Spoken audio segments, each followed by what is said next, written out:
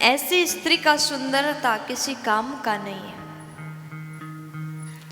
अब जितने नारियां हैं मुझे सुन रही हैं, देखो नारी केवल सुंदर हो ऐसा हम नहीं बोल सकते। नारी बहुत सुंदर है, बहुत अच्छी लग रही है, लेकिन उसके अंदर भी अच्छाई होगी ऐसा बोल नहीं सकते। जो बाहर से सुंदर है वो अंदर से भी सुंदर होता है, 100% गारंटी नहीं है।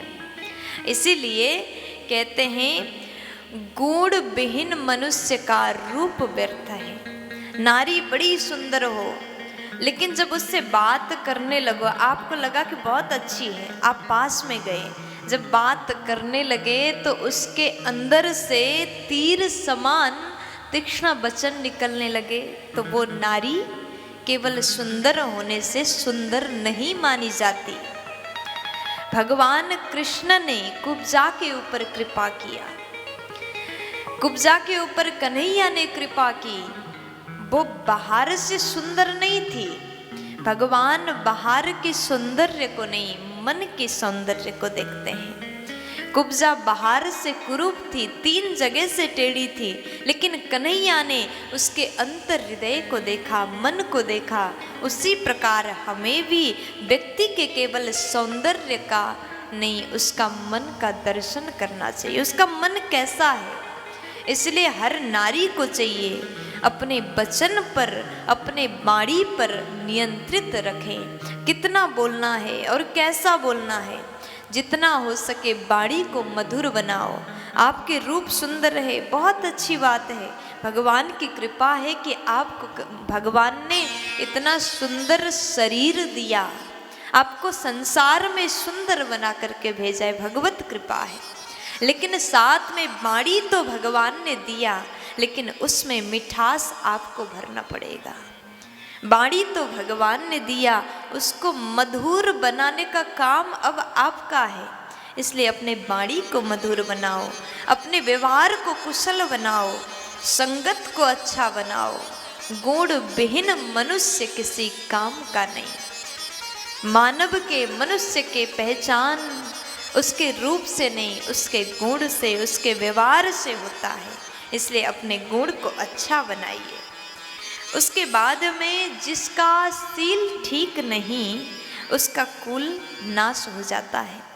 जिसका सील, स्वभाव, आचरण, विचरण ये सब अगर अच्छा नहीं होगा तो उसका कुल भी नष्ट हो जाता है। और तीसरे नंबर में जिस व्यक्ति को सिद्धि नहीं मिलती उसका विद्या भी किसी काम का नहीं। पढ़ाई कितना किया, बहुत ज़्यादा किए, पढ़ाई में तो इतना पढ़ाई किया, रोज़ रोज़ पढ़ाई करते हैं, बचपन से लेकर के अभी 40 साल के हो गए पढ़ाई ही कर रहे हैं। पूछा गया कि भैया इतना पढ़ाई किया तो आपको क्या सिद्धि मिली, क्या बन गए, सफलता कुछ हासिल हुआ? बोले नहीं नहीं कुछ नहीं, अभी तो बस पढ़ाई ही कर रहा हूँ। तो ऐसी विद्या किसी काम का नहीं। इसलिए पढ़ाई करो तो उसमें सिद्धि प्राप्त करो। ज़्यादा मत पढ़ो, किसी एक विषय पर फोकस करो, लेकिन इतना पढ़ो, इतना ध्यान देकर के पढ़ो कि वो विद्या आपके जीवन में काम आ जाए। आप जो पढ़ाई करते हैं, आप में जो विद्या है वो दूसरों को दे सको, दूसरों के काम आ जाए। ऐसे पढ़ाई करो। वो विद्या किसी काम का नहीं, वो विद्या व्यर्थ है जिसमें सिद्धि प्राप्ति ना हो। और अंतिम में कहा, चौथे नंबर में कहा कि वो धन किसी काम का नहीं जो भोग में ना आए। आपने खूब धन कमाया, आपने इतना कमाया, इतना कमाया, इतना कमाया, भर के रख दिया। अब आपके पास में करोड़ों की संपत्ति है, लेकिन आप खाते क्या है? लोभ लगता है, बहुत ज़्यादा लोभ है। इसके कारण आप सूखी रोटी, दाल में बस रोटी खाते हैं। घी लगाने में भी थोड़ा लोभ लगता है, घी में पैसा खर्च होगा। करोड़ों के मालिक है, लेकिन 1 किलो घी ला करके नहीं खा पा रहे।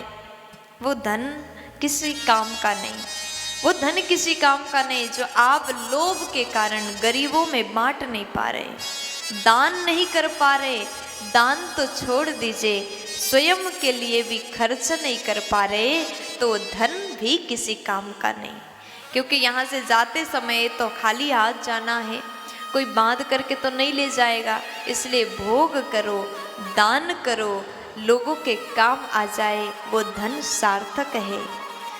आज हमने ये 4 चीज़ों के बारे में सुना। इसको सुन के मत छोड़िएगा, अपने जीवन में जरूर धारण कर लीजिएगा। प्यार से बोल दीजिए ना।